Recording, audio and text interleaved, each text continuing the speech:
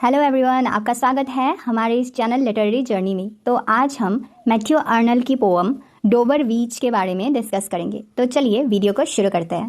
तो दोस्तों, ये जो पोअम है डोवर बीच, ये लिखा था मैथ्यू आर्नल्ड ने। और मैथ्यू आर्नल्ड विक्टोरियन एरा के एक बहुत फेमस पोएट, क्रिटिक और एजुकेटर है। ये पोअम पब्लिश्ड हुई थी 1867 में उनकी कलेक्शन न्यू पोएम्स में।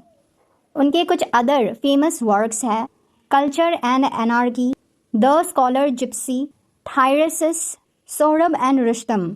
डोवर बीच पोएम्स के थीम्स है loss of faith and religion, doubt and uncertainty in the modern world, love and human relationships, loneliness and sadness. अब चलिए कॉन्टेक्स्ट के बारे में जान लेते हैं कि मैथ्यू आर्नल्ड ने ये पोएम क्यों लिखी थी। तो उस समय दो बड़ी चीज़ें सोसाइटी में चल रही थी।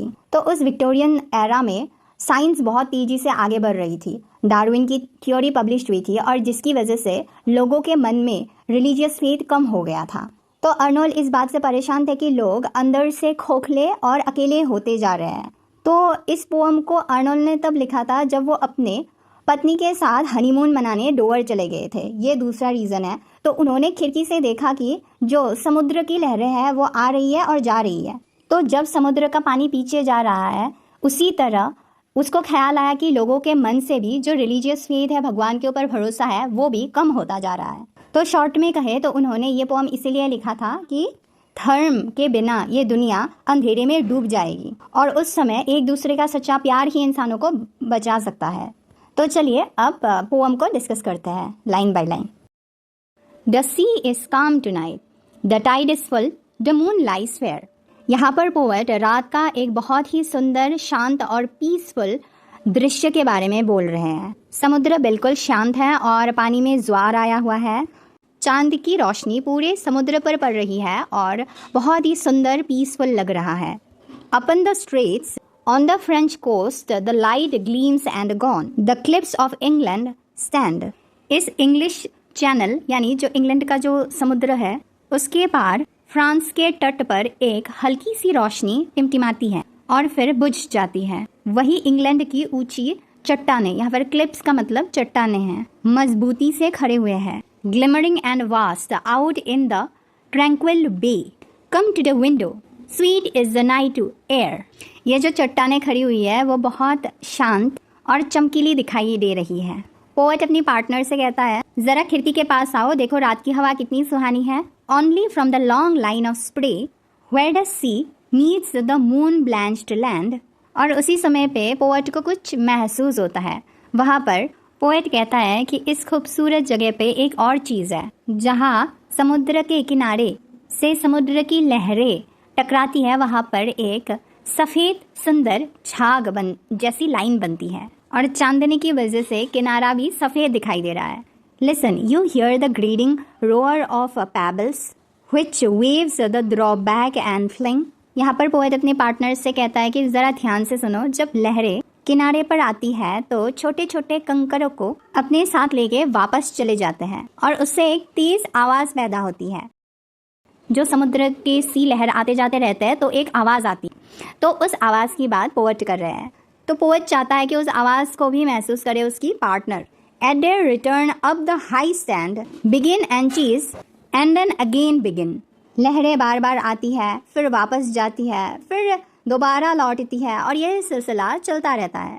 With tremulous cadence slow and bring the eternal note of sadness in. इस लाइन में पोएट बताते हैं कि जो ये लहरें धीमी और बार बार आ रही है, उसकी आवाज़ सुनकर पोएट को दुख होता है।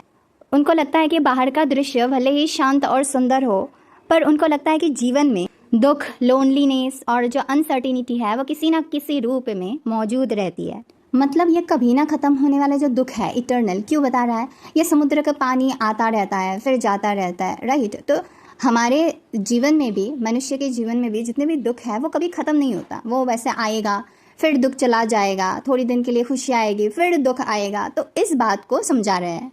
Sophocles long ago heard it on the Aegean and it brought into his mind the turbid ebb and flow of human misery. बहुत समय पहले जो यूनानी जो ड्रामेटिस्ट थे सोफोक्लस, उन्होंने भी ये आवाज़ सुनी थी। उन्होंने ये आवाज़ एजियन जो सी है, सागर है, उनके किनारे सुनी थी और इस आवाज़ ने उनको गहराई से सोचने पर मजबूर कर दिया था। उनको लगा था कि ह्यूमन लाइफ भी समुद्र के लहरों की तरह है, कभी खुशी आती है तो कभी दुख, कभी अच्छा समय होता है तो कभी बुरा, और ये हमेशा चलती रहती है, कभी ख़त्म नहीं होती। We find also in the sound a thought, hearing it by this distant northern sea. अब पोएट बोलते हैं we, मतलब हम, पोएट और उनके पार्टनर। वो बोलते हैं कि आज भले ही हम एजियन सी में के तट पर नहीं, नॉर्दर्न सी के तट पर है, जो डोवर बीच है, उनके किनारे खड़े हैं, लेकिन आज जब हम भी समुद्र की यही आवाज़ सुनते हैं तो हमारे मन में भी बिल्कुल वही विचार आते हैं और यही आवाज़ आज भी हमें जीवन की उसी सच्चाई का एहसास दिलाती है। सो इस सेकंड सेंस में पोएट ये बता रहे हैं कि भले ही टाइम बीत जाए, वो बहुत पहले की बात हो या फिर अब की बात हो, वो जो समुद्र की लहरें कभी चेंज नहीं होती, वैसे ही चलती है, वापस जाती है, फिर आती है। वैसे ही ह्यूमन लाइफ के जितने भी दुख है, वैसा ही कभी खुशी होता है तो कभी दुख होता है और ये चलती रहती है, इटर्नल है। The sea of faith was once too at the full and round earth's shore. यहाँ पर पोएट सी ऑफ फेथ से जो धर्म, आस्था, विश्वास है, उसका कंपैरिजन कर रहा है सी से। तो वो बोल रहा है कि एक ऐसा समय था जब पूरी दुनिया भगवान, धर्म पर आस्था और विश्वास रखती थी। वो आस्था पूरी दुनिया को चारों ओर से घेरे हुए थी। Lay like the folds of a bright girdle furled. वो विश्वास लोगों को शांति, सुरक्षा और सहारा देता था। But now I only hear its melancholy long withdrawing roar. लेकिन अब मैं सुनता हूँ मेलनकली, मतलब दुख। लोगों की आस्था धीरे धीरे कम होती जा रही है, जैसे कि long withdrawing roar retreating to the breath of the night wind down the vast edges drear. तो पोएट यहाँ पर बोल रहा है कि जैसे कि समुद्र का पानी, समुद्र का लहरें धीरे धीरे पीछे जा रही है, वैसे ही लोगों की आस्था जो है वो भी खत्म होती जा रही है और लोग अंदर से खोखले होते जा रहे हैं। दुनिया अब पहले जैसे सुरक्षित नहीं रही, हर तरफ खालीपन, उदासी और अनसर्टेनिटी महसूस होती है। And naked singles of the world.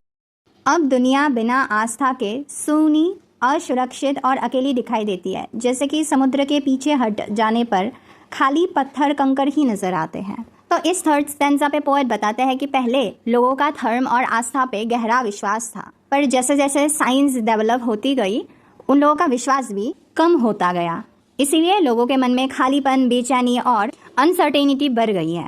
Our love let us be true to one another for the world which seems। यहाँ पर पोएट अपने पार्टनर से कहता है कि दुनिया में चाहे कुछ भी हो रहे हो, कम से कम हम दोनों तो एक दूसरे के प्रति लॉयल रहे। वो ऐसा इसीलिए बोल रहा है कि ये बाहर की जो दुनिया है, जो हमें दिखाई देती है, to lie before us like a land of dreams, so various, so beautiful, so new।